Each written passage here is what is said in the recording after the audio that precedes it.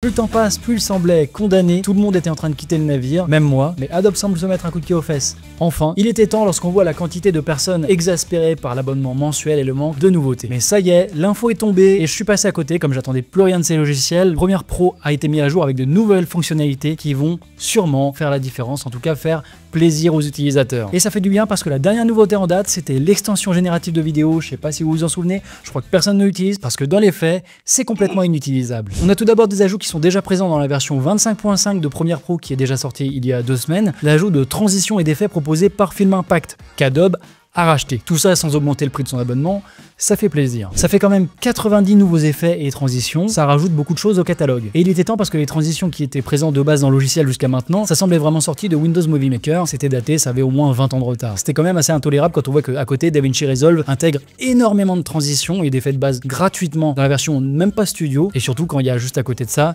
CapCut qui existe juste avec énormément d'effets et que c'est un logiciel même pas pensé pour les pros. Je suis passé à côté de l'info, c'est tout simplement parce que j'ai pas vu de différence, parce que Film Impact, je suis abonné chez eux depuis des années. Et c'est quelque chose que je payais comme 250 € par an environ. Évidemment, tous les effets et transitions sont accélérés par le GPU. Bienvenue en 2025 Adobe. On plaisante, mais ça fait quand même plaisir, même s'il était temps. Et que dans les faits, pour moi, ça va pas changer grand chose. Juste un peu d'économie et ça fait du bien. Du coup, Adobe, si vous regardez cette vidéo, je peux vous conseiller les prochains achats qui pourraient faire des économies à pas mal d'utilisateurs, ce serait Envato et Storyblocks. Faudrait économiser beaucoup d'argent. Apparemment, Adobe aurait aussi revu en profondeur le système de fonctionnement de la timeline pour la rendre beaucoup plus fluide. Alors ça, je pourrais pas vraiment vous dire parce qu'avec mon M3 Max, je vous avoue que ça rame quand même assez rarement. Mais n'hésitez pas à me dire dans les commentaires si chez vous, vous voyez une différence. Bon, après, il y a pas mal de petits ajouts. Changer la police par défaut, ajouter des fade handles. C'est les transitions qu'on peut appliquer juste en restant cliqué sur le bord d'un clip avec le curseur et en tirant. Donc ça, on peut le faire sur plusieurs éléments. Il y a une amélioration de la colorimétrie, bref, rien de révolutionnaire. Aussi, j'ai lu des articles qui semblaient parler d'un ajout d'effets de bokeh ou alors d'animation de texte comme sur After Effects. C'était peut-être mal exprimé ou ils ont juste repris les informations, traduit de l'anglais. Moi, j'ai rien trouvé de particulier dans Premiere Pro qui a été ajouté. Donc je pense qu'ils parlent des effets qui sont ajoutés par certains effets de Film Impact. Donc en effet, oui, il y a des effets qui permettent d'ajouter du bokeh. Il y a un effet aussi qui permet d'ajouter une animation de texte. C'est un effet que personnellement j'utilise jamais parce que je trouve qu'il est plus complexe à prendre en main que de juste transférer son texte avec une composition liée dans After Effects et l'animer soi-même. Et en plus, je peux pas sauvegarder les configurations animées parce que c'est juste une transition que tu plaques. Pour moi, je ne vais pas me mettre à plus l'utiliser parce que ça ne change rien. Après, si After Effects vous rebute ou vous fait un peu peur parce que c'est quand même un peu compliqué quand on met les mains dedans, j'imagine que ça peut faire le taf largement. Mais c'est pas tout parce que là, on rentre dans le gros et la fonctionnalité que j'attendais depuis environ, je crois, 2 ans. Adobe l'avait annoncé, on avait parlé rapidement dans une conférence et depuis, je vous avoue que tous les mois, je regardais les actualités pour voir un petit peu s'il y avait des nouveautés et ça ne sortait pas, il y avait rien. Aucune information. Et finalement, c'est arrivé il y a quelques semaines, visiblement il y a 2-3 semaines, dans la version bêta de Premiere Pro. Donc je me suis empressé de l'installer. Vu que c'est dans la version bêta, je vais pas pouvoir l'intégrer moi dans mon workflow quotidien. Et Adobe vient encore de me prouver que j'avais raison de faire ça parce que pendant l'écriture de cette vidéo, j'ai voulu tester un peu et le logiciel a crash sans faire de sauvegarde automatique et sans récupération possible, juste quand j'ai voulu relier des médias qui étaient plus liés à mon projet. Alors du coup, cet outil, qu'est-ce que c'est? Bon, je vais arrêter de vous utiliser, hein, c'est l'équivalent du Magic Mask, c'est pas facile à dire, c'est l'équivalent du Magic Mask de DaVinci Resolve qui arrive enfin sur Premiere Pro. Donc c'est tout simplement la rotoscopie avec l'intelligence artificielle qui permet de ne pas passer par After Effects pour faire de la rotoscopie manuelle, ce qui était long, fastidieux et quand on le fait 15 fois pour une vidéo de divertissement, c'est...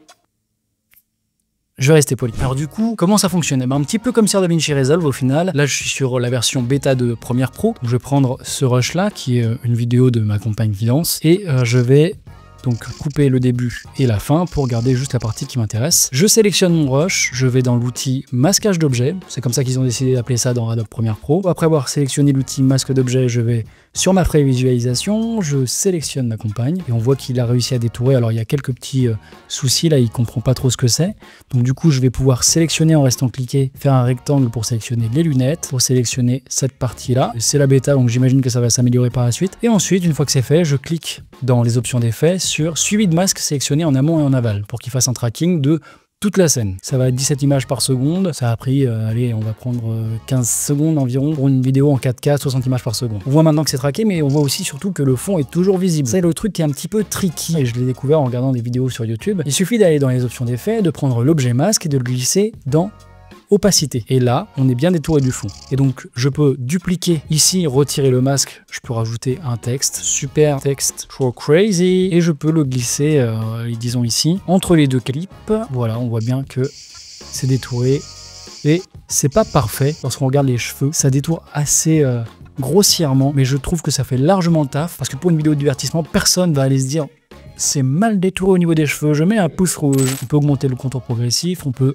diminuer l'expansion pour faire des petits réglages et améliorer un petit peu le rendu. Et voilà, tout simplement. C'est aussi rapide que sur DaVinci Resolve au final, et ça fonctionne tout aussi bien, j'ai l'impression. Le rendu est peut-être un petit peu moins précis, mais je rappelle que c'est une version bêta, donc à voir ce que ça va donner à l'avenir. La dernière nouveauté, elle se trouve dans After Effects, c'est l'ajout d'un opti appelé Quick Offset, qui était déjà dans la version bêta depuis quelques mois, et ça permet de déplacer en bloc des éléments et des images clés plus facilement, plutôt que d'aller modifier chaque image clé manuellement à chaque fois, et ça prend un temps de dingue. Ça fait plaisir, c'est super, même si, comme j'ai pu voir sur internet, beaucoup de gens se plaindre et dire que bon, c'est sympa, mais ça aurait dû être là depuis très longtemps. Alors maintenant, dites-moi, c'est à vous. Qu'est-ce qui vous a plu dans ces nouveautés? Est-ce que ça vous a convaincu? Est-ce qu'Adobe a trouvé grâce à vos yeux, ou est-ce que vous comptez quand même quitter le navire? Est-ce que pour vous c'est juste de la poudre aux yeux avec des ajouts qui auraient dû être là depuis très longtemps, qu'Adobe fait juste un pas pour montrer patte blanche, mais qu'en réalité derrière ils vont rien faire pendant des années? À vous de me dire ce que vous en pensez dans les commentaires. Personnellement, payer un abonnement pour un outil pro et toute une suite de logiciels en réalité pour 70 € par mois,